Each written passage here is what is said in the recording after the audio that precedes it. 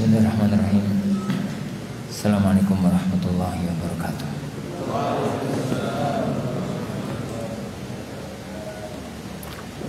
Innal hamdalillah nahmaduhu wa nasta'inuhu wa nastaghfiruh wa na'udzu billahi min shururi anfusina wa sayyiati a'malina. May yahdihillahu fala mudilla lahu wa may yudlil fala hadiya lahu.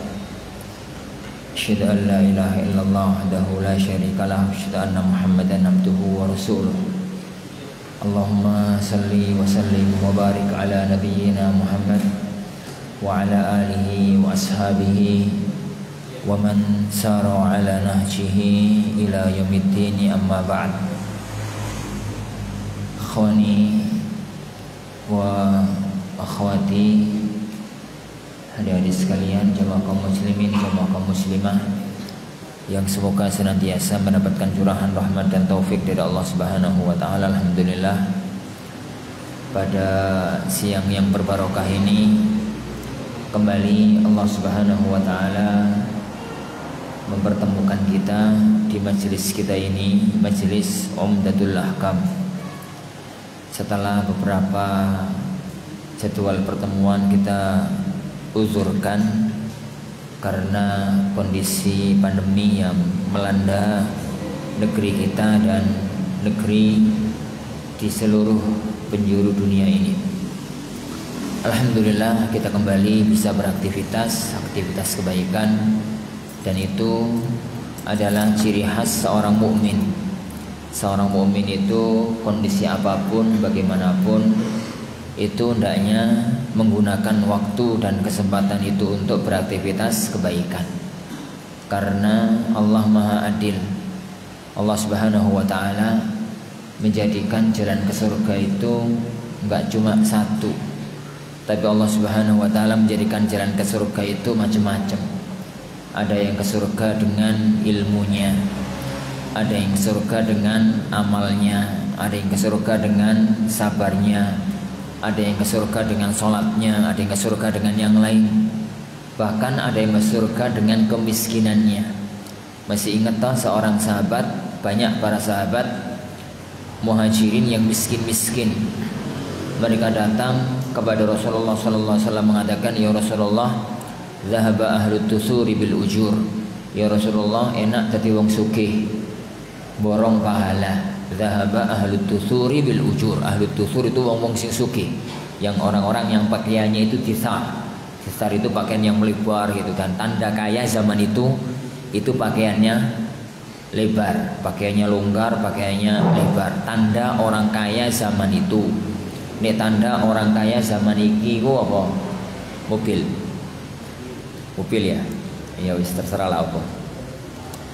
Ini karena zaman Rasulullah SAW tekstil itu masih amat sangat langka dan amat sangat sederhana. Di zaman itu tekstil yang paling kondang di Timur Tengah itu Yaman. Tapi itu mahal, Makanya ini ono wong kok bajune iku lebar, rombo, api, berarti sugih. Ngono wae patokan wong di zaman itu. Makanya kan dalam syariat isbal, kenapa kok Rasulullah nyambung-nyambungkan isbal dengan sombong? Ya, wong iku di zaman iku musbil iku mesti sombong, karena ya memang tanda kekayaan zaman itu semacam itu. Gak ngomong ke situlah, jauh kalau ngomong itu. Hanya mengatakan Rasulullah, para sahabat mengatakan, ya Rasulullah, zahaba ahlut tusuri bil ujur. Wong-wong sugih itu ya Rasulullah enak borong pahala. Lalu Rasulullah ya takon, loh ngapain? Kok begitu? Kok bisa begitu? Ngapain? Lah pripun ya Rasulullah? Yang tatkala kita puasa, mereka puasa. Tatkala kita sholat, mereka sholat. Tapi tatkala mereka sedekah, wa yatasaddaquna bi fuduli amwalihim wala natasaddaq. Mereka mampu sedekah dengan kelebihan harta mereka, tapi kita enggak mampu untuk sedekah. Maka Rasulullah SAW akhirnya menganjurkan, mengisyaratkan, memberikan petunjuk bagaimana caranya wong miskin iso sedekah, bagaimana caranya orang miskin bisa menjadi sedekah. Sebagaimana akhir dari hadis itu yang panjang. Anda nggak mau ceritakan hadis itu. Hanya ingin untuk menyampaikan satu isyarat bahwa seorang muslim yang baik itu kondisi apapun hendaknya kondisi itu mengantarkan dirinya ke dalam surganya Allah Subhanahu wa ta'ala. Kondisi pandemi, bagaimana caranya pandemi itu mengantarkan kita ke surga. Kondisi selesai pandemi, selesai tak? Anggap selesai. Ini kondisi selesai pandemi, bagaimana agar kondisi semacam ini mengantarkan kita ke dalam surganya Allah Subhanahu wa ta'ala. Karena hidup kita di alam dunia ini hanya jembatan perantara menuju ke alam abadi, alam yang kita tunggu-tunggu. Perjalanan hidup manusia itu melewati 4 fase dalam hidup. Yang pertama alam rahim, 9 bulan 10 hari. Waktunya pendek, alamnya sempit, fasilitasnya apa adanya. Ngono toh? Waktunya pendek, 9 bulan 10 hari. Alamnya sempit, ya sak munuku, peteng. Gak sampai 1 meter. Terus fasilitas dalamnya di dalam perut itu wis to apa adanya. Ya ora ono mobil, ya ora ono singkong, ya ora ono pecel. Lah wong di dalam rahim itu sampean ingat gak dulu pada waktu di rahim itu makannya apa? Ya gak ingat. Pokoknya mana ya iku 9 bulan 10 hari ya iku gak tahu ganti-ganti sampai lahir. Makanya akeh sing gak kerasan, 8 bulan lahir. 7 bulan lahir, ono gak kerasan, ono sing kerasan, 9 bulan 10 dino, ono sing bau wetah 10 bulan 11 bulan. Terus lahir ke alam dunia. Alam dunia ini waktunya lebih panjang, alamnya lebih luas, fasilitasnya lebih banyak. Waktunya lebih panjang, 60-70 tahun. A'maru ummati ma baina 60 ila 70. Begitu Rasulullah SAW bersabda. Umur umatku itu antara 60 sampai 70 tahun. Wa qalla man tajawaza dzalik. Mek titik di antara umatku yang melewati umur 70 tahun. Nah, alamnya tambah luas, enggak cuma satu perut. Ya ono Brontong, ya ono Gresik, ya ono ini, ya ono itu. Luas alamnya dunia ini. Alamnya dunia. Fasilitasnya macam-macam. Makanannya ya macam-macam, kendaraannya ya macam-macam, kondisi ini macam-macam. Jadi kondisi ini macam-macam.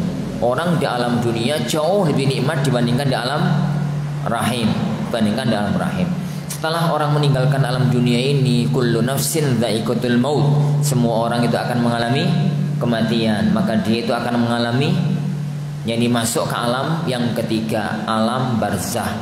Alam barzah ini para ikhwan, itu waktunya lebih panjang, jadi alamnya lebih lebar, fasilitasnya tambah mantap, kenikmatannya tambah menjanjikan. Gak percaya toh? Gak percaya ben? Gak percaya kok karepmu. Tapi coba bayangkan hadis Bara ibnu Azib. Coba renungkan satu hadis dalam riwayat Imam Tirmidzi, hadis Bara ibnu Azib.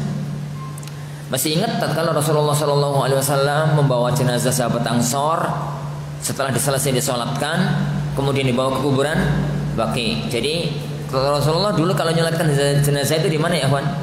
Kalau ini Masjid Nabawi, ini Masjid Nabawi. Di mana Baqi? Ini Masjid Nabawi. Kiblatnya Masjid Nabawi itu menghadap ke mana? Utara, selatan, timur, barat, atas, bawah. Ke selatan. Mekah itu di sini, ini Ka'bah. Ka'bah itu di sini, ini Madinah. Masjid Nabawi itu menghadap ke arah selatan. Ngerti nih? Lah, di mana Baqi? Di mana Baqi? Baqi itu di sana. Saya kelahir. Baqi itu di Kinlah. Nah, itu Baqi. Itu Baqi. Di sini rumah-rumah istri-istrinya Rasulullah SAW. Ini di sini sebelah sini, ini pagar masjid nih. Ini rumah Zainab, ini rumah Aisyah, ini rumah Fatimah. Ini gak salah, ini gak salah ingat. Di belakangnya itu rumahnya Zainab, rumahnya Hafsah, rumah beberapa istri yang lain. Di sebelah rumah Fatimah itu ada pintu. Pintu itu sampai sekarang masih namanya Babul Janais. Nah, masuk sebelah sana, ini masuk sebelah sana, di sana ada lapangan terbuka. Lapangan terbuka itulah yang dulu tempat Rasulullah nyolati jenazah. Setelah sholati langsung dibawa ke kuburan.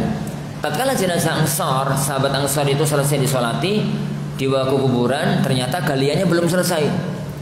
Karena galiannya belum selesai, dimanfaatkan oleh Rasulullah SAW untuk ngasih wejangan. Beliau cerita panjang gitu ya tentang perjalanan roh. Inti dari kisah itu, Anda gak kepingin memanjangkan hadis. Inti dari kisah itu adalah tatkala Rasulullah SAW itu mengatakan, nanti jenazah seorang mukmin itu kalau sudah masuk alam kubur ditanya oleh malaikat Munkar dan Nakir, bisa menjawab. Setelah bisa menjawab, apa yang terjadi? Jadi maka kuburannya diluaskan seluas pandangan mata. Jadi omai wong siji, kuburane wong siji itu luas gitu, seluas pandangan mata. Ini jenengan itu memandang ujung pandangan mata sampai mana? Saya jalan itu ya, terus menghadap ke timur. Jalan itu gak belok-belok, lurus gitu. Sampai mana? Berhentinya pandangan sampai mana? Sampai nggak tahu. Luas. Itulah rumah orang di alam barzah. Wombo ya mek ora sakmene iki ciyut nih. Ini padahal nih wong dewa sakmene iki ya wis wombo lho. Kamu citik lho, wis wombo. Tapi dibandingkan rumah yang akan Allah siapkan kita nanti di alam barzah itu guna apa-apa nih? Seluas pandangan mata. Seluas pandangan mata. Terus Allah Subhanahu wa taala yani membukakan kepadanya pintu terowongan gitu kalau bahasa kita ya, ke arah surga. Jadi bau-bauan surga itu bisa masuk ke kuburannya. Wangi, seger, nyaman gitu ya. Terus datanglah seorang teman yang sangat menyenangkan. Jadi orang yang mati tadi mengatakan, sampean niku sapa? Kok wajahmu kok nyenengno, kaya nggawa nikmat.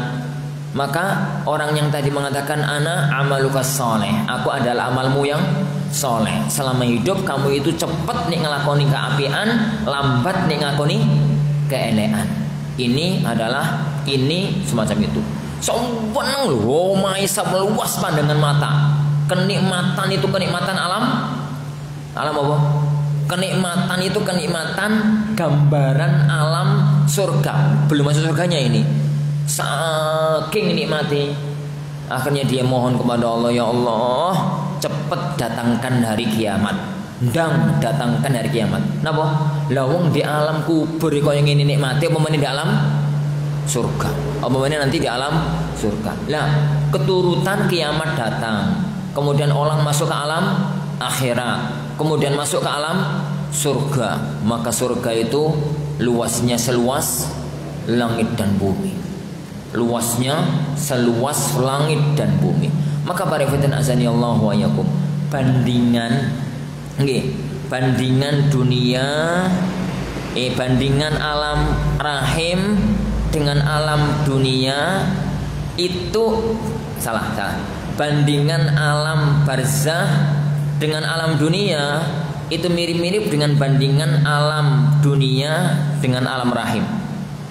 Sekarang kan kita sudah bisa merasakan dua alam, alam rahim karo alam dunia. Kita belum bisa membayangkan alam barzah, tapi yakinlah alam itu jauh lebih memukau, jauh lebih nikmat, jauh lebih segalanya dibandingkan alam dunia kita. Dan bandingan alam akhirat, alam surga dibandingkan alam barzah, itu bandingannya adalah kayak bandingan alam barzah dengan alam dunia. Sungguh kenikmatan yang tidak dapat dibayangkan. Makanya orang itu, para ikhwah, para teman-teman sekalian, rugi. Ini urip di alam dunia, dolek dunia itu rugi. Dunia itu dolek apa nih toh? Orang hidup di alam dunia ini cari akhirat. Bahasanya Al-Quran dalam surat Luqman, wabtaghi fima ataqallahu daral akhirah wa la tansa nasibaka minad dunya. Jadi kalau kamu itu diberikan oleh Allah semua keistimewaan dunia, fasilitas dunia, carilah untuk mencari akhirat, tapi jangan lupakan kamu juga butuh fasilitas dunia. Para sahabat sekalian, kajian kita insyaallah pertemuan ini kita ngaji masih Umdatul Ahkam. Umdatul Ahkam ditulis oleh siapa ya, Wah? Siapa penulisnya? Al-Imam Abdul Ghani Al-Maqdisi, seorang imam besar di zamannya, yang orang imam besar di zamannya. Yani imam ahli hadis terbesar di zaman itu adalah Al-Imamul Hafidz Abdul Ghani Al-Maqdisi. Baik, Kitabuz Zakati. Kita masuk sekarang pada Kitabu Az-Zakati. Kita pembahasan tentang masalah zakah. Apa itu zakah? Az-zakatu itu secara bahasa adalah at-tathhir wa tanmiyah. Kau pasti mengungi. Az-zakah secara bahasa adalah at-tathhiru wa tanmiyatu. Yani an-nama at-tathhir wa tanmiyah. Apa itu tathhir? Mensucikan. Kita kenal istilah tazkiyatun nufus, gitu ya. Pensucian hati. Tazkiyah itu kan dari kata-kata zakka yuzakki, tazkiyatan zakatan. Yani tazkiyah itu satu makna dengan zakah, artinya pensucian hati. Dan Allah Subhanahu wa taala firman, "Khudh min amwalihim shadaqatan tutahhiruhum wa tuzakkihim biha." Ambillah dari harta mereka zakat yang untuk membersihkan dan mensucikan harta mereka. Dan az-zakat juga artinya adalah at-tanmiyah. Artinya secara bahasa itu adalah at-tanmiyah. Tanmiyah itu mengembangkan, ngembang biakan. Mana mengembang biakan? Jadi ya berkembang. Bahasa Arab itu zakka syai'a, itu mengembangkan sesuatu. Lah secara istilah makna zakat itu apa? Secara istilah makna zakat itu adalah ikhraju malin makhsus bi kaifiyatin makhsusah li ta'ifatin makhsusah. Ikhraju malin makhsus, mengeluarkan harta tertentu dengan tata cara tertentu kepada orang-orang tertentu. Menuai definisikan nih, enggak repot. Ikhraju yang namanya zakat itu berarti ada yang dikeluarkan, ada yang diberikan, ada yang disedekahkan. Ikhraj. Apa yang dikeluarkan? Yang dikeluarkan itu harta. Semua harta enggak semua harta dizakati. Dan ini kesepakatan para ulama. Yang namanya zakat itu ikhraju malin mahsus, mengeluarkan harta tertentu. Apa saja kita bahas perinciannya pada babnya. Apa saja yang wajib zakati itu pada babnya tersendiri. Baik. Yang kedua, bi kaifiyatin mahsusah, ada tata cara tertentu. Gak semua orang yang punya harta itu harus menzakatinya. Ada aturan nih. Ono aturan nisab, ono aturan haul, ada aturan-aturan yang lain. Gak semuanya wajib dizakati. Contoh wong panen. Udah tahu? Kian tani tahu? Daerah tani. Apa ben wong panen itu wajib zakat? Ya enggak, ono aturan nih. Kata Rasulullah SAW, insyaallah perinciannya nanti kita bahas di belakang. Kata Rasulullah SAW, yani maduna khamsati ausukin laisa maduna khamsati ausukin zakat. Hasil pertanian yang di bawah 5 wasak itu rono zakati. Berarti nek wong tani panene dapat 5 wasak, enggak ada zakatnya. Nek 5 wasak ke atas ada zakatnya. Itu namanya enggak semua orang yang punya harta itu dizakati. Zakat itu ada aturan paten. Yani ada aturan bakunya, bi kaifiyatin makhsusah. Perinciannya bagaimana? Yuk enggak saiki bahas sih. Kapan-kapan kita bahas tentang masalah per masalah. Karena satu masalah dengan masalah yang lain itu beda. Beda zakat pertanian, beda zakat peternakan, beda zakat uang, beda zakat perdagangan, beda zakat ini, beda zakat itu. Itu per zakat itu aturannya sendiri-sendiri. Aturannya sendiri-sendiri. Kita masih dalam definisi. Definisi zakat itu ikhraju malin mahsus bi kaifiyatin mahsusah li ta'ifatin makhsusah. Nantinya diberikan kepada orang-orang tertentu. Jadi ini harus dipahami banget oleh para panitia-panitia zakat, para ikhwah. Karena tidak semua harta yang dikumpulkan dari kaum muslimin untuk kepentingan umat itu satu level. Ono zakat, ono wakaf, ada sedekah. Jadi ada sedekah, ada kafarah. Nah, ini itu beda-beda. Oh, jadi pukul rata. Ada jangan dipukul rata. Beda. Jadi harta itu harta apa? Zakatkah? Ataukah sedekah? Ataukah wakaf? Ataukah kafarah? Jadi itu beda-beda. Peruntukannya itu beda-beda. Jadi nih harta zakat ojo digawe konsumsi pengajian. Ini karena nggak oleh. Nih harta sedekah monggo. Nih harta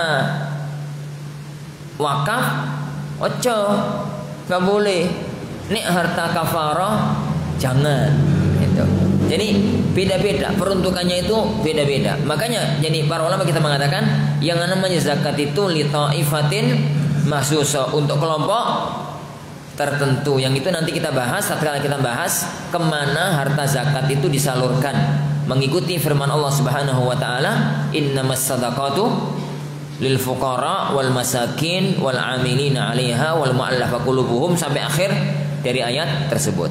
Jadi fikih zakat para ikhwatin azanillahu yakum enggak akan keluar dari ini. Enggak akan keluar dari ini.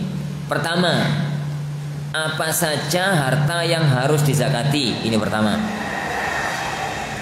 Yang kedua, apa saja syarat-syarat mengeluarkan zakat dan berapa harus mengeluarkan zakatnya? Itu yang kedua. Yang ketiga, siapa saja yang berhak diberi harta zakat? Ya hanya itu tak, fikih zakat itu hanya terlalu kita. Kata-kata. Ya muka-muka 5 kali 6 kali pertemuan selesai. Jadi ya kalau 5 kali 6 kali pertemuan di masjid ini kan berarti setengah tahun. Setengah tahun. Susah kasih ulanan itu kan menurut setengah tahun. Nah, pada itu azanillahu wa iyyakum. Baik, itu zakat. Kenapa sih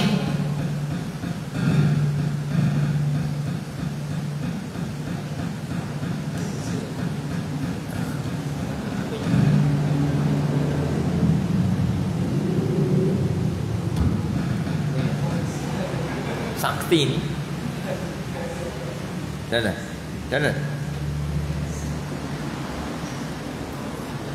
Tayyib kita nasari Allah yakum.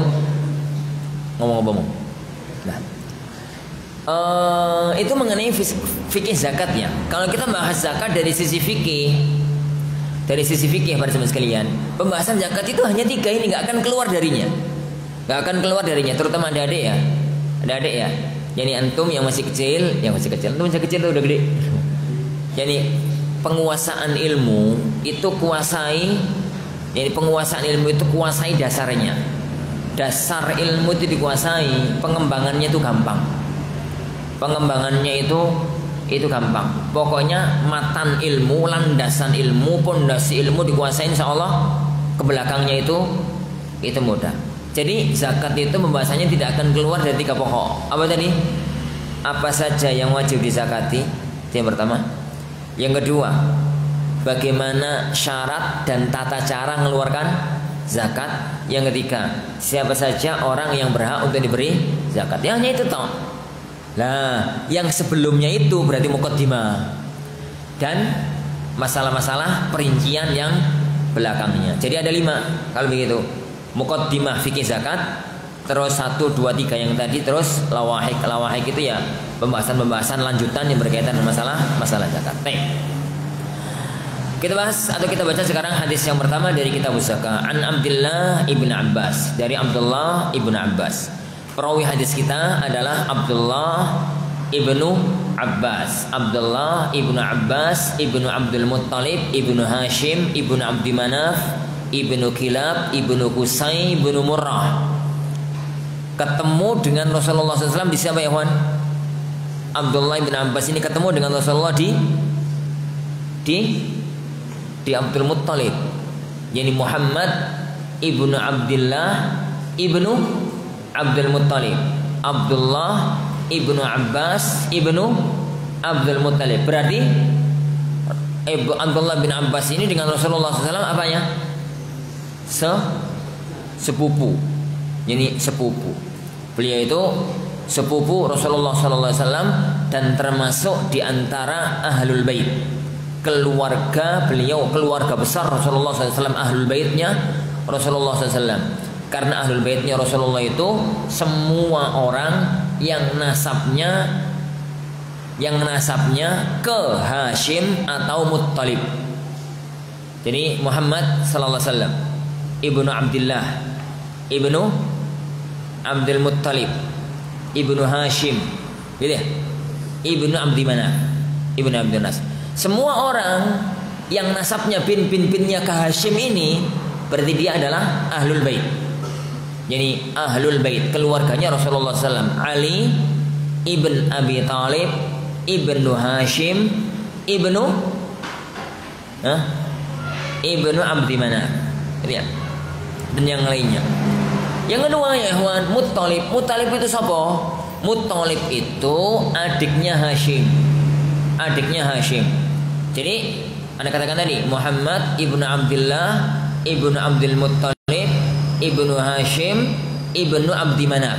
Abdi Manaf ini punya anak lain selain Hashim, namanya Muttalib. Adiknya Hashim. Hashim itu punya anak namanya Muttalib. Muttalib dia bukan Abdul Muttalib. Muttalib itu adiknya Hashim.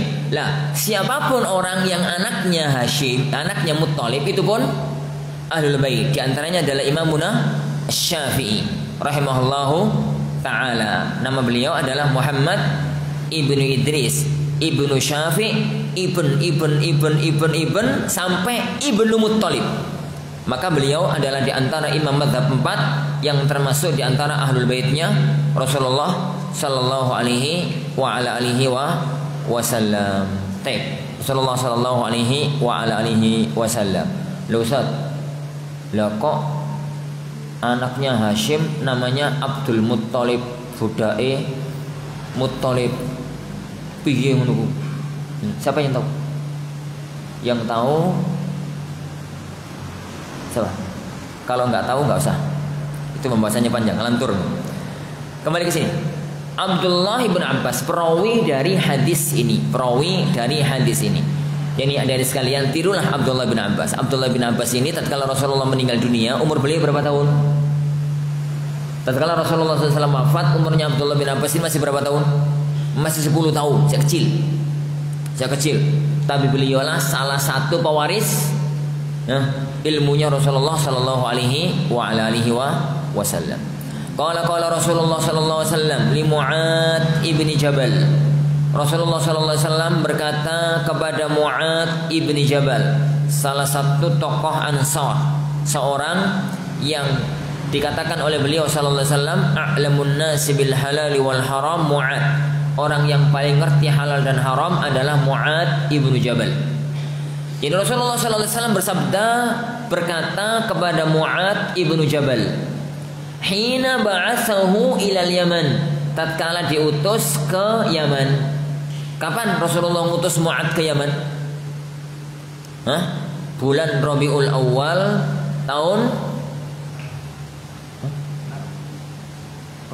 tahun setelah Fathu Makkah tahun 10. Rabiul Awal tahun 8 belum Fathu Makkah. Ini Fathu Makkah terjadi tahun 8 bulan Ramadan tahun 10. Jadi tahun 10 sudah jelang-jelang wafatnya Rasulullah sallallahu alaihi wasallam. Diutus ke Yaman untuk menjadi qadhi, menjadi muallim, menjadi ustadz, menjadi kiai, yang sama saya kiai, dan sekaligus ngurusi zakate wong-wong Yaman. Yani qala Rasulullah sallallahu alaihi wasallam li Mu'ad ibn Jabal hina ba'athahu ila Yaman. Ke Yaman. Yaman itu apa nih? Madinah. Wetane kulone kidule lore. Yaman tak di Madinah. Kalau ini kota Madinah, Ini Mekah, Yaman itu mana? Yaman itu sana. Kono kundi? Selatan, lor. Kalau sana negeri Syam. Kalau sini negeri Mesir.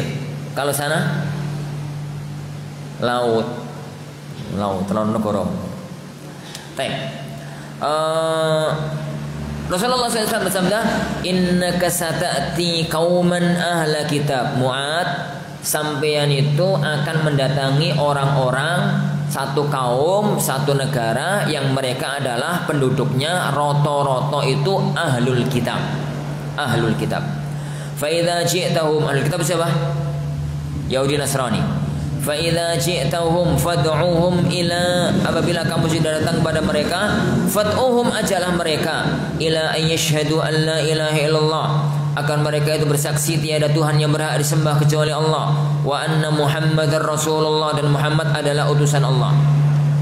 Fa inhum ata'u laka bidzalik, kalau mereka sudah taat kepadamu dalam syahadat, wis mau beriman, fa akhbiruhum, kasih tahu mereka, annallaha qad farada 'alaihim khamsa salawatin fi kulli yaumin wa lailah, sungguhnya Allah mewajibkan kepada mereka untuk menjalankan salat 5 waktu sehari semalam.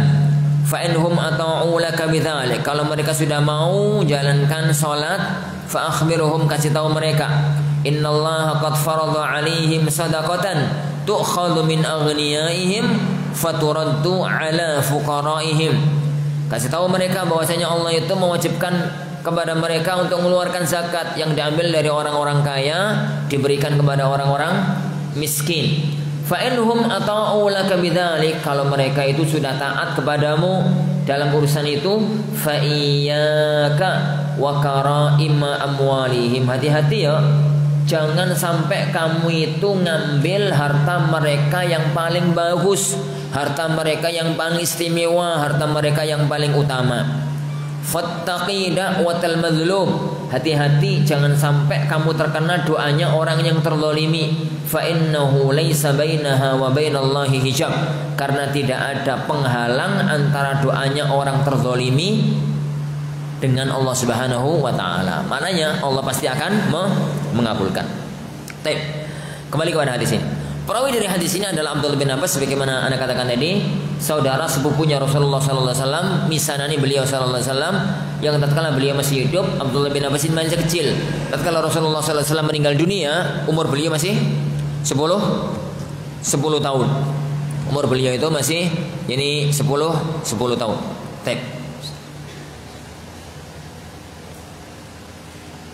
Tapi meskipun cilik cabai rawit, jadi beliau itu sangat serius mempelajari sabda-sabda Rasulullah SAW setelah beliau meninggal dunia. Berguru kepada Abu Bakar, berguru kepada Umar, berguru kepada Utsman, berguru kepada pembesar-pembesar sahabat. Dalam Sahih Muslim diceritakan, jadi Abdullah bin Abbas itu pada waktu masih kecil, tatkala Rasulullah meninggal dunia kan umur beliau masih belasan.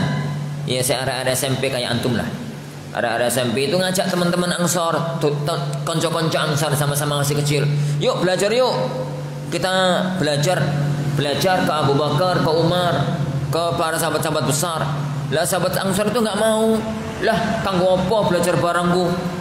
Ini untuk apa belajar? Emangnya orang-orang nanti itu akan belajar kepadamu? Tolong, masih ada Abu Bakar, masih ada Umar, masih ada ini, masih ada itu, gitu ya.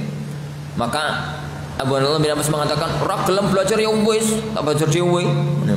Kamu enggak mau belajar ya wis, barno aku tak belajar sendiri. Sama sahabat Ansor yang saya kecil itu mengatakan, "Yo ben tak dulinan ae." Akhirnya Abdullah bin Abbas serius belajar sejak kecil. Sahabat Ansor tadi yo dulinan, yo layangan, yo dakon, yo gobak sodor, yo tapi ora game-gamean dia.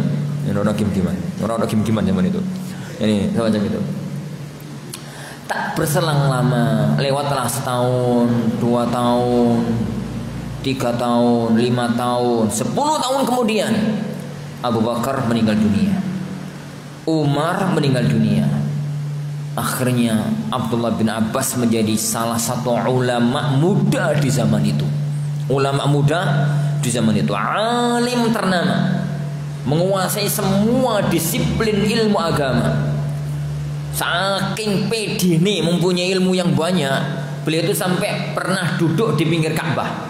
Kemudian beliau mengatakan, wahai sekalian manusia, is'aluni ma syi'tum. Silahkan kalau mau bertanya apapun, monggo. Wah, itu mantap punya. Fa ana minar rasikhina fil ilmi, karena saya termasuk orang-orang yang mapan ilmunya. Nih kalau sampean sekelas Ibnu Abdul Abbas ngomong begitu, monggo, tapi nek gak ojo. Ini kapan gak ojo? Oh, bahaya itu. Tapi ini kalau sekelas beliau, maka silahkan. Lah, pada waktu kemudian Abdullah bin Abbas meskipun di usia-usia masih muda, sekitar 30-an tahun, 40-an tahun, beliau sudah menjadi rujukan para kaum muslimin di zamannya. Temennya yang masih masa kecil diajak belajar gak gelem itu, ngelus dodo. Mengatakan, "Dodo aku mbiyen kenapa gak gelem belajar kaya Ibnu Abbas. Saiki aku ora iso apa-apa." Tapi nyesel wis kadung. Nyesel wis kadung. Jadi jangan sampai terjadi itu. Antum ya khi, adik-adik ya ikhwan, sekarang antum itu anak-anak kecil. Sadarlah, 10 tahun, 20 tahun antumlah pemegang kendali umat ini. Seriuslah dalam belajar. Ingat ya ikhwan, ilmu agama itu warisan kenabian. Jadi ilmu agama itu mirasun nubuwah, warisan kenabian. Kata Rasulullah SAW, innal ulama'a warasatul anbiya wa innal anbiya'a lam yuwarrisu dinaran wala dirhama.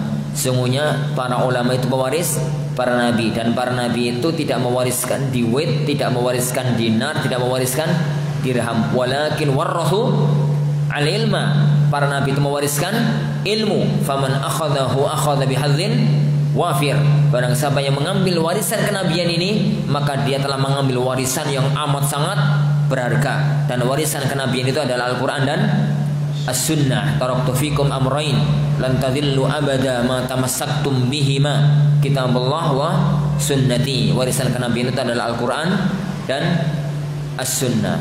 Lah, rebutlah warisan kenabian itu. Kita tuh nggak pernah tahu ya kawan, siapa yang akan dipilih oleh Allah di antara kita untuk mengemban ilmu ini zaman yang akan datang.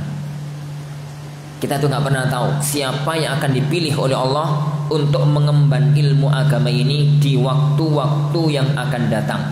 Karena ilmu ini warisan kenabian pilihan Allah Subhanahu wa taala.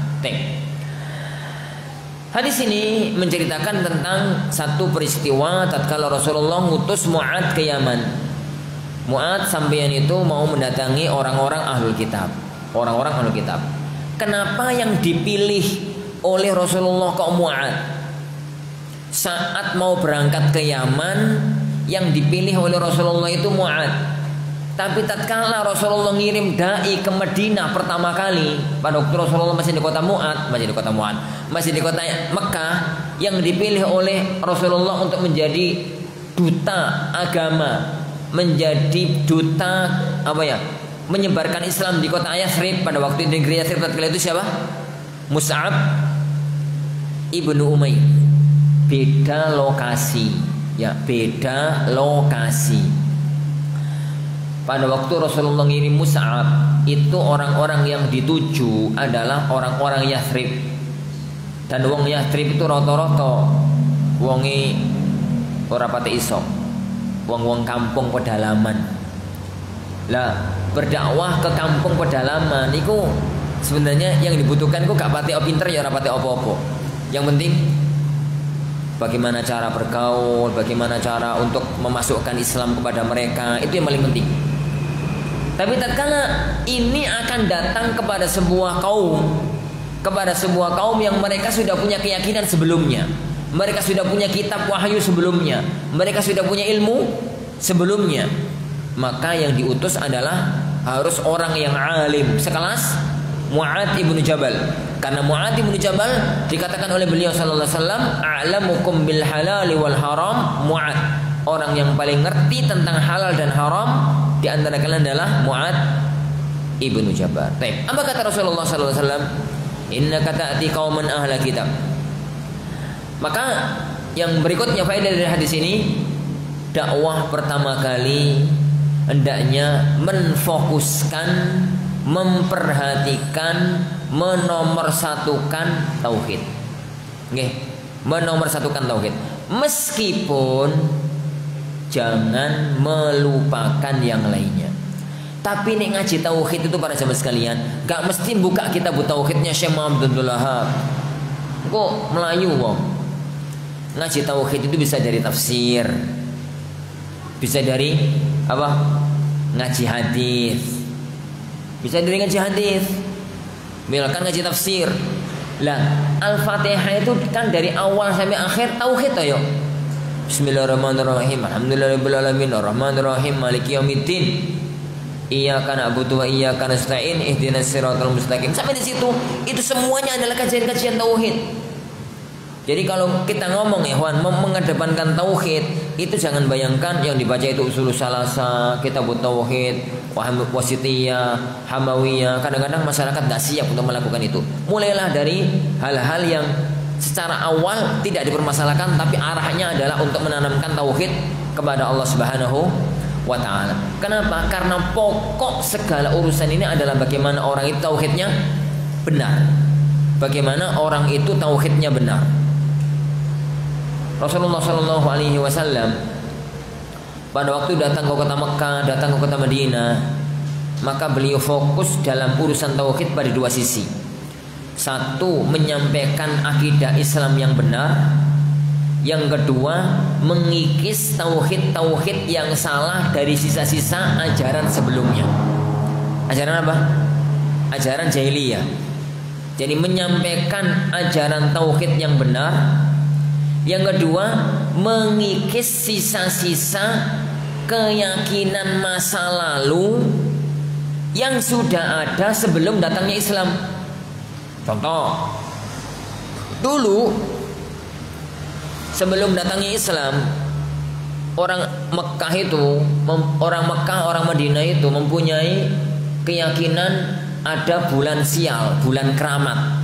Pokoknya dia ulan iku ojo duwe gawe. Hati-hati duwe gawe bahaya. Ulan apa iku? Selo iku keramate wong Jawa. Aku ngomong keramate wong Saudi kok, keramate wong Arab kok. Ngene. Selo karo suro iku keramate wong Jawa. Nek bulan keramatnya orang Arab sebelum zamannya Rasulullah itu bulan apa?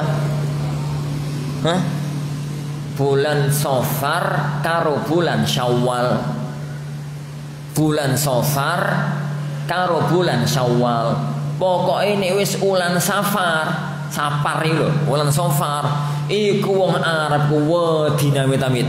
Arepe mantu ya wedi, arepe buka toko ya wedi, arepe ngene ya wedi. Nek Syawal ya ngono. Masyarakat kota Arab semacam gitu. Itu keyakinan. Makanya Rasulullah SAW selain menunjukkan, menyampaikan akidah-akidah yang benar, beliau juga ngikis keyakinan-keyakinan masa lalu, menghilangkan, menolak, membuang, membetulkan keyakinan-keyakinan masa lalu. Makanya Rasulullah SAW mengatakan, la adwa, wala tiyarata, wala safar. Jadi wala hammata, wala safar. Orang ono iku sial gara-gara burung itu nggak ada. Nggak ada sial gara-gara ulan Safar itu juga nggak ada, gitu ya. Itu juga nggak ada. Begitu juga dengan bulan Syawal. Rasulullah SAW itu tahu kalau wong Arab itu nggak mau mantu bulan Syawal, nikah bulan Syawal itu nggak mau. Maka beliau itu sengojo. Kadang-kadang nikah itu sengojo bulan Syawal. Sengojo bulan Syawal. Apa kata Ibunda Aisyah dalam Sahih Muslim? Dalam Sahih Muslim, yani Aisyah radhiyallahu anha mengatakan, tazawwajani Rasulullah fi Syawal wa bana bi fi Syawal. Rasulullah iku lho pas nikahi aku iku bulan Syawal. Pas mulai bangun rumah tangga bareng karo aku juga bulan Syawal. Bukti ini keluargaku yang paling nyaman, paling nyeneng, paling opo itu maunya Aisyah radhiyallahu anha. Lah, begitu juga para ikhwatin azanillahu yakum, kita kaum muslimin di negeri ini. Itu kondisi negeri ini itu mirip-mirip dengan kondisi negeri di zaman Rasulullah SAW. Islam sebelum datang itu sudah ada Nasrani, sudah ada Yahudi, sudah ada keyakinan-keyakinan jahiliyah di kota Mekah, Madinah dan sekitarnya. Di negeri kita Islam datang. Sebelum Islam datang, versi sejarah yang masyhur ya, ana bicara versi sejarah yang masyhur di negeri kita. Antum tahu toh terjadi perselisihan pendapat para ilmuwan sejarah tentang sejarah masuknya Islam ke negeri Indonesia. Ada berapa versi? Ada berapa versi sejarah? Ada 7 versi toh. Versi yang paling kondang adalah versi Gujarat. Versi Gujarat itu yang diajarkan di mana-mana. Bahwasanya yang penduduk Gujarat itu dini Brondong, dini Tuban. Kulo nititi ini Gujarat ya, Wan. India ke arah barat itu ada satu negeri namanya negeri Gujarat pada zaman dahulu. Lah, orang-orang Gujarat itu dagang sampai ke Samudra Pasai. Sampai ke Samudra Pasai, kemudian mereka Samudra Pasai itu di mana? Di Aceh. Sampai di Aceh, kemudian mereka akhlaknya bagus, kemudian masuk Islam ke negeri mereka, ke negeri Islam lewat jalur perdagangan, lewat jalur perdagangan. Lah, Islam itu datang sebagai agama yang nomor sekian. Agama yang pertama kali ada di negeri kita itu agama apa? Versi sejarah ya. Agama apa? Animisme, dinamisme di tanah ini. Setelah itu masuk agama Hindu. Baru kemudian masuk agama Buddha. Baru setelah adanya animisme, dinamisme, Hindu, Buddha, baru kemudian datang agama Islam. Baru kemudian datang agama Islam. Maka nggak heran kalau kemudian ada beberapa keyakinan Hindu, keyakinan Buddha, amal-amal Hindu, amal-amal Buddha yang masih bercokol di tengah-tengah kaum muslimin. Dan itu tugas bagi para dai, bagi para asatidzah, bagi para kiai, bagi para tuan guru, bagi para buya untuk memaparkan akidah yang benar, mengikis akidah-akidah yang salah. Dan ini adalah tujuan pokok utama yang paling utama. Kata Rasulullah SAW kepada Mu'adz bin Jabal, beliau mengatakan, kalau kamu sudah datang ke Yaman, sampaikan. Yang pertama kali harus kamu dakwahkan adalah agar mereka itu bertauhid, syahadat alla ilaha illallah dan Muhammad adalah utusan Allah. Kalau mereka masuk Islam, maka sampaikanlah kewajiban Islam tertinggi. Apa itu? Salat. Kewajiban Islam tertinggi itu adalah salat. Setiap hari, setiap malam 5 kali salat. Enggak kita bahas tentang fikih salat karena perincian fikih salat pada babnya. Baik.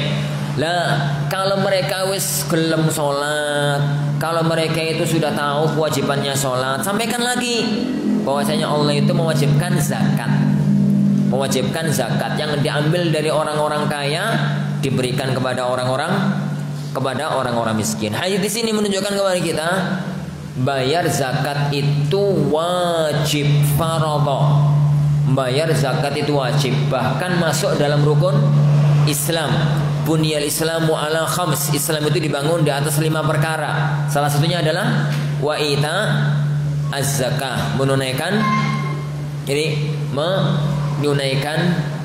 zakat. Siapa yang wajib zakat? Yang memenuhi syarat. Siapa yang wajib zakat? Yang memenuhi syarat. Enggak semua orang duit langsung jubui, enggak. Yang memenuhi syarat. Syarat utamanya adalah duite, uangnya sampai 1 nisab dan sudah dimiliki selama 1 haul. Nisab itu berapa, Ustaz? Yo, delok-delok. Nisabnya tani beda dengan nisabnya ternak. Nisabnya mbek beda dengan nisabnya sapi. Nisabnya sapi beda dengan nisabnya onta, beda dengan nisabnya lele. Ya otomatis lah. Ini ternak lele, ternak opong. Saiki malah ono ternak jangkrik. Ternak jangkrik, ternak opo, pitik, ngono ya. Beda. Nisab binatang per binatang itu beda. Nisab peternakan beda dengan nisab perdagangan. Nisab perdagangan beda dengan nisab pertanian. Nisabnya itu beda. Kita bahas nanti pada babnya tersendiri yang pertama. Yang kedua, haul. Haul itu harta 1 nisab itu telah dimiliki selama satu tahun. Telah dimiliki selama 1 tahun. Lah, Ustaz, nek ngono berarti wong zakat itu mek titik. Ora repot ngono syaratnya. Iya. Makanya ada zakat, ada sedekah. Sedekah iku wong-wongan terserah. Tapi zakat itu ada aturan syar'inya, ada aturan mainnya, ada aturannya. Allah subhanahu telah mewajibkan kepada mereka sedekah. Jadi sedekah dalam arti zakat. Kalau ada orang itu memiliki harta, hartanya telah mencapai 1 nisab dan telah dimiliki selama setahun, siapapun yang memiliki harta tersebut maka wajib dizakati. Sampai pun pemiliknya itu orang miskin, sampai pun pemiliknya itu orang yang belum balik, bocah bayi. Gambarannya piye? Loh, ada toh bocah bayi soge, oke. Ono orang tua itu pemilik perusahaan, rekeningnya masya Allah nolnya gak kena dihitung, pakaian nyebuti raiso triliun yo 2 triliun ono nyebutannya pakai pokoknya yo tokonya di mana-mana. Orang yang kaya raya ini itu baru nikah, iki konglomerat muda, baru nikah, sek duwe anak siji lanang, punya anak 1 laki-laki, umurnya sek setahun. Jenenge usuke yo jalan-jalan yo opo gitu ya, pakai Ferrari. Nah, Ferrari itu kan mobil cowili kepo weng ngono to mobilnya yo. Ketabrak tronton, mati lah ngono. Delesep, ini saya tronton ku mati. Bapak ibune mati, anak selamat. Maka siapa yang memiliki semua harta, pabrik, tokone, uang triliunan, siapa yang memiliki? Bayi itu. Bayi itu sekarang konglomerat, umurnya setahun. Lah, terus apa sih mengendalikan? Namanya wali. Yang mengendalikan harta itu namanya wali. Wali nih, entah pamane, entah pakdene, entah bayi, entah opo gitu ya, tonggoi, entah kiaine, entah ustadz, apalah yang barang. Pokoknya ada yang mengendalikan harta tersebut. Taib. Disakati pemiliknya bayi. Dan bayi itu belum mukallaf, belum terkena beban syar'i. Dizakati? Iya. Dalam mazhab jumhur dizakati. Karena zakat itu ibadah yang tidak berkaitan dengan siapa pemiliknya harta. Tapi zakat itu ibadah yang berkaitan dengan harta itu sendiri. Pokoknya harta nih 1 nisab sampai haul wajib zakat. Meskipun pemiliknya anak bayi, meskipun pemiliknya orang gila. Kok iso? Pemiliknya wong gila. Ya iya, wong sugih itu stres. Ini ono wong sugih. Terus pertarungan bisnis, terus stres, gila. Harta itu tetap milik dia atau pindah kepemilikan? Ono wong kaya raya punya harta di mana-mana, punya rekening di mana-mana. Gitu ya. Terus stres, gila, gendeng. Lah, harta itu tetap milik dia atau pindah hak ke ahli waris?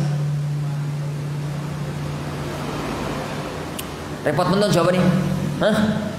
Tetap milik dia ya ikhwan. Atas dasar apa pindah ke hak waris? Wong orangnya masih hidup. Tapi kan gila Ustaz. Lah ben tuh gila. Wong karena pindah kepemilikan itu kan dengan jual beli enggak. Dihibahkan enggak. Dikasihkan enggak. Waris wong isa urip. Berarti tetap milik dia. Meskipun pemiliknya gila, tapi kalau harta itu dimiliki sampai 1 nisab haul, maka wajib untuk dizakati. Innallaha qad farada 'alaihim shadaqah. Qad farada 'alaihim shadaqah. Baik. Siapa yang wajib untuk mengeluarkan zakat? Tu'khadhu min aghniyaihim. Diambil dari orang-orang kaya. Diambil dari orang-orang kaya.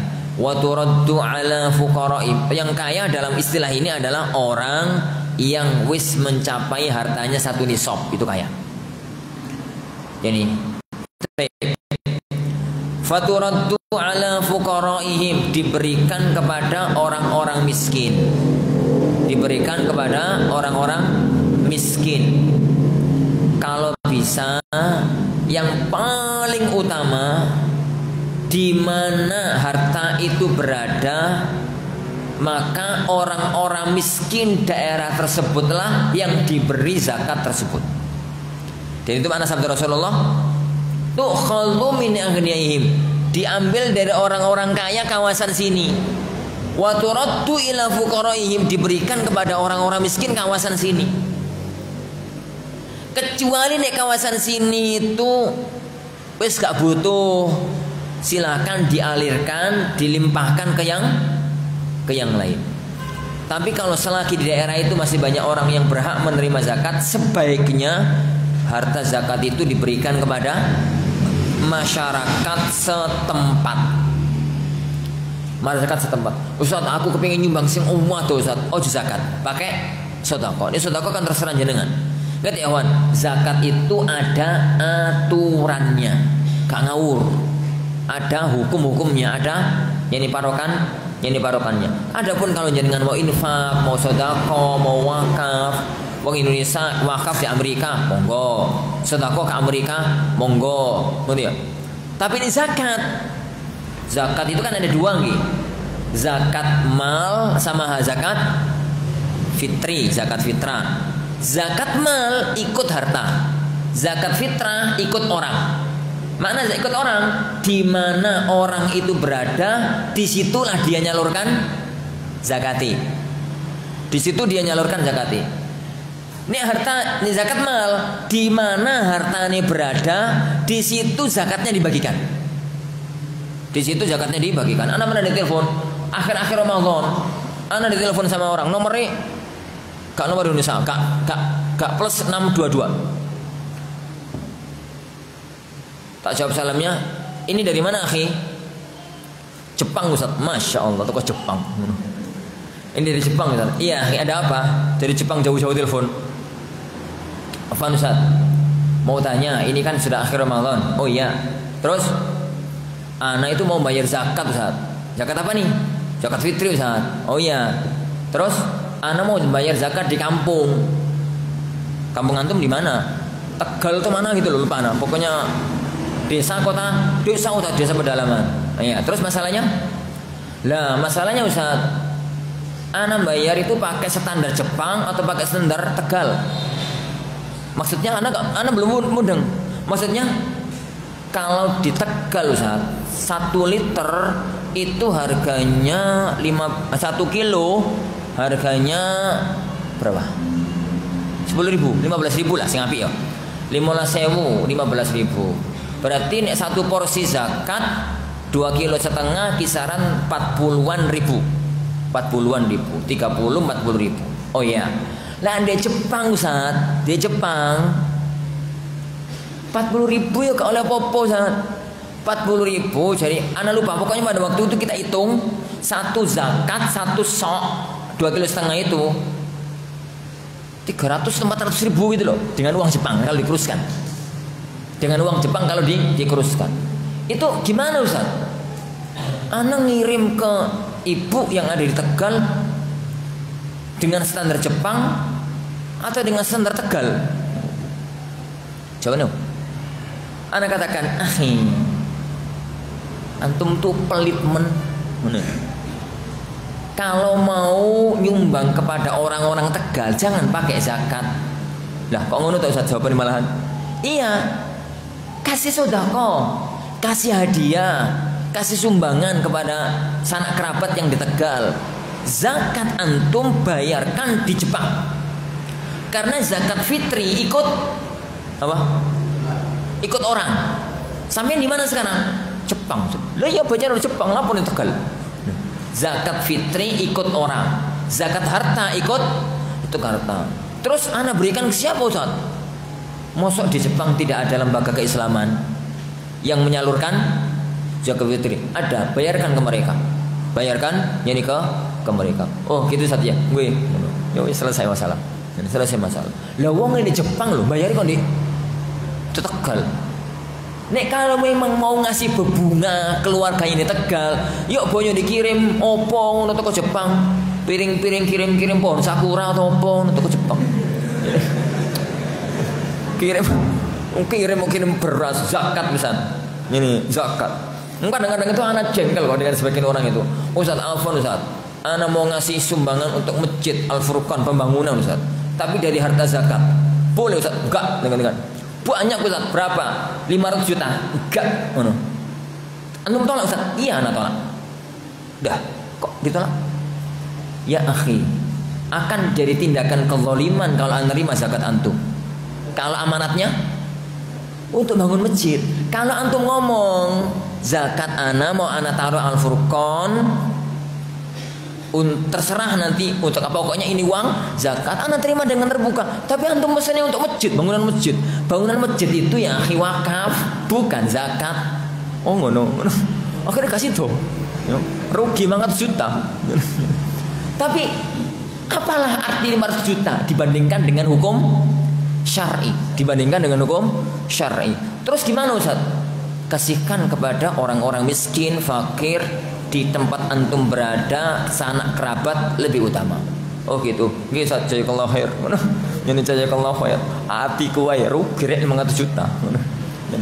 Ala kulli ikhwan. Jadi semacam itu. Jadi aturan zakat itu gak ngawur. Zakat itu ada aturan paten. Ada hukum-hukum syar'i, ada hukum-hukum paten yang nggak bisa dilanggar. Jadi yang nggak bisa dilanggar tak permasalahan yang ada. Lah, nek kalau mereka kata Rasulullah SAW akhir dari hadis ini, dan dengan akhir dari hadis ini kita tutup majelis ini. Apabila mereka sudah bayar zakat, hati-hati ya Mu'ad ya, kata Rasulullah, hati-hati. Jangan kamu itu ngambil harta yang paling bagus. Maksudnya? Karena amil zakat di zaman Rasulullah itu gak nerimo zakat, tapi jubui zakat. Amil itu bukan panitia zaman sekarang di masjid duduk manis, ono ngeteko Pak zakat kula samenten, zakat kula samenten, itu mboten amil, itu jenenge panitia. Loh, amil itu apa? Amil itu jadi amil zakat untuk wilayah Brondong, misalkan gitu ya. Maka dia akan keliling dari satu rumah ke rumah yang lain. Pak, nama fulan, ibnu fulan. Nggih, nama jenengan ini nggih. Pak, jenengan punya sawah berapa peta? Ngono. Jenengan punya rekening berapa ratus juta? Ngono. Jenengan punya sapi mboten, Pak? Enggak punya. Punya kambing berapa ekor? Punya kambing 100 ekor, 100. Oh, Pak, zakatnya jenengan itu berarti sekian. Nanti bulan depan tak ambil. Nah, itu. Datang ke B, datang ke C, datang ke B, ngono ya. Aku nggak punya rekening, jangan bohong Pak. Saya bisa masuk ke akses bank lo. Ini karena ambil zakat itu adalah bisa masuk ke sistem perbankan. Jadi bisa tahu, oh sampean ini loh Pak, rekening sampean di BSI 1, di Muamalat 1, di ini 1, total 1 miliar. No, lo kok ngerti Pak? Liyo ngerti. Sampean zakatnya sekian. Nah, bulan depan datang zakatnya Mak, ambilkan Mak, zakat. Nah, pada waktu misalkan kemarin kan jenengan ngomong Bang, dalam data saya zakat jenengan ada kambing 100. Mana Pak kambingnya Mak? Di belakang rumah. Di belakang rumah datang, dilihat-lihat. Lah, pada waktu itu kata Rasulullah SAW, iyyaka wa qara'ima amwalihim. Jangan sampai ngambil harta yang paling bagus. Kambing 100 dolek sing paling ganteng, paling gagah, paling gemuk, paling bagus dijupuk. Kewelo sing duwe Mak, sing dembek. Mbek sing tak sombong nang dijupuk. Jangan, enggak boleh. Jadi yang punya harta enggak boleh ngasihkan mbekku sing kuru-kuri menwelek jembure sono oleh. Amile enggak boleh ngambil yang paling bagus. Tapi tengah-tengah. Kecuali kalau pemiliknya ridho. Pemiliknya ridho. Pada waktu ngambil ini 100 ekor unta berarti 100 ekor unta, 100 ekor kambing zakatnya 1 Pak. Tak ambil Pak ya. Diambil 1 yang tengah-tengah. Yuk enggak elek, yuk enggak bagus. Kemudian pemilik kambingnya mengatakan, "Pak, jangan yang itu, Pak. Jangan yang itu, Pak." Kita ambilkan. Diambilkan paling kepodi. Warok kepodi ngono yuk. Pak, ini bener toh. Saya enggak punya kewajiban untuk ngambil yang ini, saya ngambil yang biasa-biasa saja. Enggak apa-apa wis. Nah, itu kebaikan dari pemilik. Tapi amilnya nggak boleh ngambil. Kata Rasulullah SAW, iyyaka wa qara'ima amwalihim. Hati-hati Meskipun kamu itu petugas negara, atas nama zakat, jangan sampai ngambil harta yang paling bagus. Jangan sampai kamu itu atas nama amil mendolimi wong. Engko ni wong iku bar sampeyan jupuk mbeke sing kowal senengi, bendina dielus-elus, bendina diadusi, dikai suka pecel, dikai opo saking senengi. Sampeyan jupuk, terus wong iku ndonga nih Allah ya Allah, amil kok zalim. Hati-hati, kata Rasulullah SAW, wattaqi da'watal mazlum, hati-hati jangan sampai terkena doanya orang yang terzalimi, karena orang yang terzalimi itu tidak ada hijab antara dia dengan Allah Subhanahu wa taala, sampai pun orang kafir. Ngerti ya? Orang yang terzalimi itu kalau mengangkat tangannya kepada Allah, maka Allah akan mengabulkan doanya meskipun dia kafir. Lo kafir kok ndonga? Lo kafir kan yang tukang ndonga to. Yani wahai sang pencipta alam semesta. Yani dia doa. Doa orang terzalimi itu tembus ke arsy. Tidak ada penghalang. Hati-hati para ikhwan. Hati-hati jangan sampai menzalimi orang lain. Lah nek jenengan terzalimi ojo ndonga elek, kasihan koncone. Ojo ndonga elek. Terutama nek jenengan itu dongane mustajab.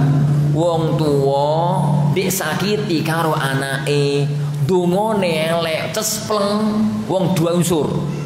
Doane orang tua ke anak iku mustajab, dongane wong terzalimi ning anak mustajab, gandeng mustajab loro. Apik lah. Ini. Yang wapi mustajab loro gandeng. Ini. Mustajab loro gandeng di satu posisi. Dia sebagai orang tua, iya. Sebagai orang terzalimi, iya. Terus waktu ini tepat Jumat sore, wapi mantap. Ini. Langsung pas poso pisan. Pas Ramadan ngono wapi pol iku wis pol. Iku wis yakin tembus 100%. Ini hati-hati. Kita apapun yang disakiti jangan sampai mendoakan kejelekan bagi siapapun. Kasihan. Dan kalau kita jangan sampai menzalimi orang lain. Makanya kan Rasulullah SAW itu wanti-wanti jangan sampai berbuat sesuatu yang membuat kita itu dilaknat wong liya. Ittaqul la'inain, kata Rasulullah. Hindari dua hal yang melaknat. Apa itu? BAB di tengah jalan, BAB di sumber banyu, sumber air, ngono to. Ono enake mlaku-mlaku arep istirahat, kono ono pohon istirahat, ternyata di sore ono BAB ne wong. Iku nek wong atine sangkeme api. Astagfirullah. Kok ono wong koyo ngene, semoga Allah ngasih hidayah. Tapi kan sing ngomong ngono ku arang to ya. Sing iso ngomong ngono ku uwar. Sing enak kan pada waktu kondisi semacam itu kan doane iku gak ngono. Ya embuh sampe terus dhewe doane apa.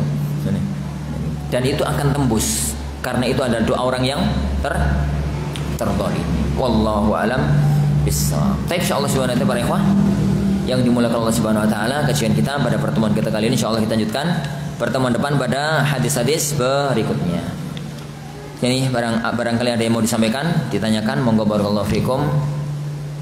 Sekarang ini kita sholatnya maju ya, jadi nggak sampai jam 2 nanti kita selesai. Monggo barakallahu fikum kalau ada yang mau disampaikan lisan maupun tulisan. Nah,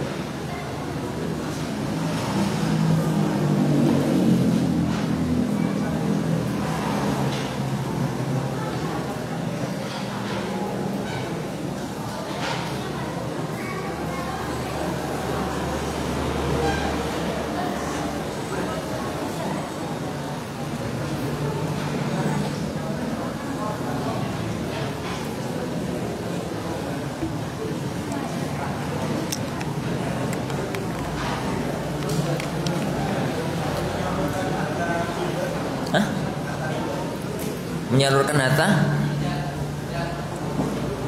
riba. Kalau ada orang memiliki harta haram, kalau ada orang memiliki harta haram, harta haram itu bukan karena mendolimi orang lain. Karena harta haram itu ada dua jenis.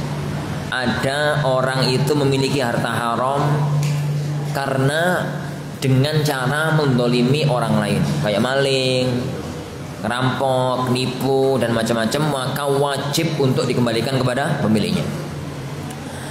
Adapun yang kedua, kalau dia itu memiliki harta haram tapi bukan dari mendolimi orang lain, bukan dari mendolimi orang lain. Apa contohnya?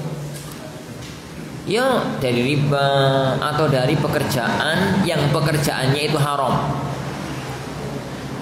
Maka harta haram itu harus segera dikeluarkan dari kepemilikan kita, karena itu akan merusak. Harta itu ya ikhwan, fitinazani Allah yakum. Rumusnya harta itu bukan banyaknya. Rumusnya harta itu berkahnya. Rumusnya harta itu berkahnya. Berkah itu yo ketok akeh, sedikit terasa cukup, apa mana banyak gitu. Apa mana banyak. Itu tanda keberkahan. Tanda keberkahan harta. Lah, salah satu di antara unsur orang itu kalau kepingin hartanya barokah, jangan sampai tercampur harta haram di dalam kepemilikannya. Kalau ada kecampur harta haram, yakin toh, harta itu akan rusak. Harta itu akan rusak. Nah, kalau seseorang itu mempunyai harta yang haram di dalam kepemilikannya, harus dia keluarkan. Harus segera dia keluarkan. Bagaimana caranya? Yang paling bagus adalah dikeluarkan untuk kepentingan umum non ibadah. Itu yang paling bagus. Dikeluarkan untuk kepentingan umum yang tidak bernuansa ibadah. Apa contohnya? Garap dalan, garap jembatan, gawe got umum, gitu, semacam itu. Itu yang paling bagus, itu yang paling utama. Dan jangan meniatkan harta itu untuk cari pahala, karena nggak akan mungkin ada pahalanya. Karena Rasulullah SAW mengatakan, la yakbalullahu salatan bighairi tahur. Allah itu nggak nerima sholat kalau nggak dalam kondisi suci. Wala sadaqatan min hulul. Dan Allah tidak menerima sedekah kalau dari harta yang haram. Baik, itu yang pertama. Yang kedua, kalau untuk ini nggak memungkinkan, cari untuk jalan raono, untuk jembatan raono, untuk ini raono, untuk itu ya ono. Kalau semacam itu, kalau memang benar-benar nggak ada jalan untuk untuk sesuatu yang sifatnya sosial non ibadah, maka nggak apa-apa. Nggak apa-apa untuk apapun, tapi tetap tidak ada niatan untuk sedekah. Niatnya itu adalah untuk membersihkan harta dari benda yang haram. Wallahu a'lam. Usahakan yang pertama dulu. Caranya, kalau nggak bisa, cari aja lembaga-lembaga yang menyalurkan harta haram. Cari aja lembaga yang menyalurkan harta haram. Wallahu a'lam. Nah, bagaimana agar kita saat menunaikan sholat dapat melakukannya dengan khusyuk? Pertanyaan ini abot bagi saya, karena anak pun sebenarnya sholat itu orang bisa khusyuk. Khusyuk itu inti sari sholat. Qad aflahal mu'minun alladzina hum fi salatihim khashi'un. Telah berbahagia, beruntung wong-wong sing wong-wong sing beriman. Cirinya adalah orang-orang yang khusyuk di dalam sholatnya. Khusyuk itu ya ikhwan adalah menyatunya antara jiwa dan raga. Raga ini sholat, jiwanya sholat, itu khusyuk. Menyatunya antara jiwa dengan raga. Raga ini sholat, jiwanya ikut sholat. Jangan raga ini sholat, mulutnya sholat, tangan kakinya sholat, hatinya dagang. Hati ini dagang, mikir blonjo, ya mikir ini, ya mikir ngono, itu nggak khusyuk. Bagaimana caranya? Pertama, hawitin azani Allah wa iyyakum. Pertama, bagaimana caranya? Pertama, saat datang.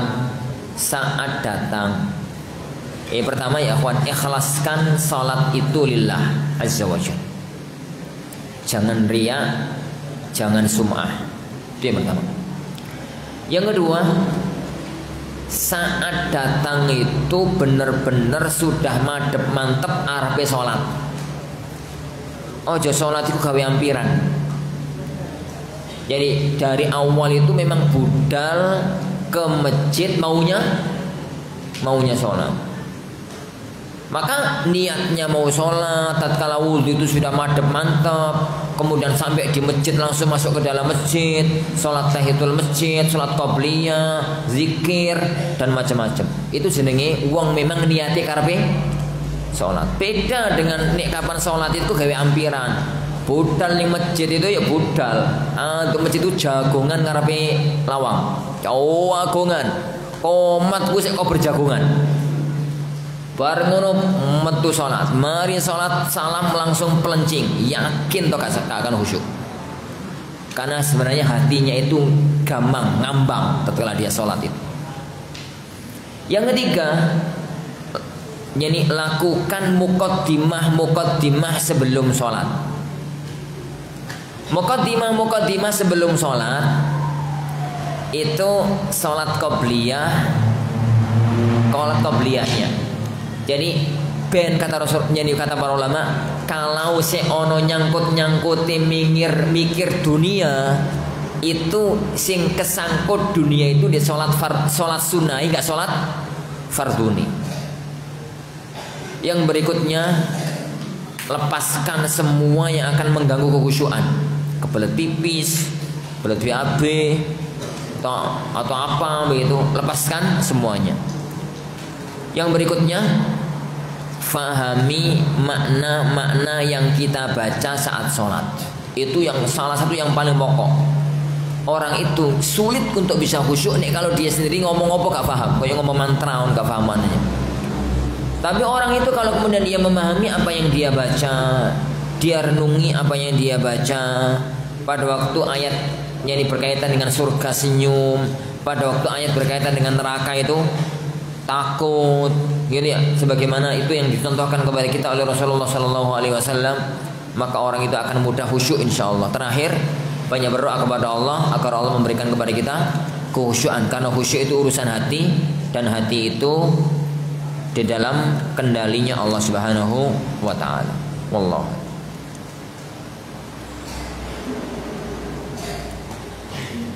Apakah boleh seseorang itu berdoa dengan menyebutkan nama seseorang yang ia doakan?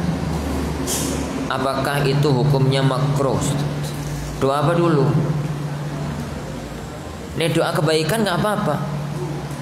Ini doa kebaikan, yani nggak apa-apa. Rasulullah SAW sering doakan orang dengan nyebut namanya.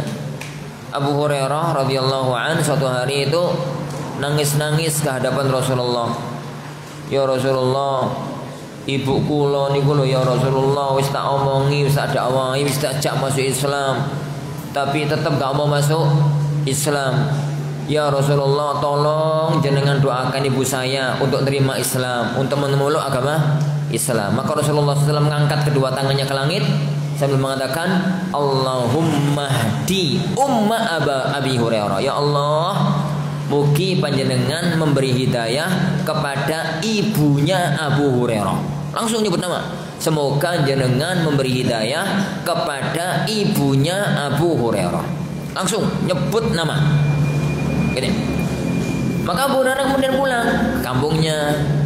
Sampai di rumah, pertama kali ketemu dengan ibunya langsung ngomong, asyhadu an la ilaha illallah wa asyhadu anna Muhammadan Rasulullah. Senang Abu Hurairah melayu kepada Rasulullah SAW menyampaikan berita gembira tersebut. Hadis yang masyhur juga, Rasulullah SAW mengatakan, Allahumma yani a'izzal Islam bi ahadil umaraini ahabbu ilaik.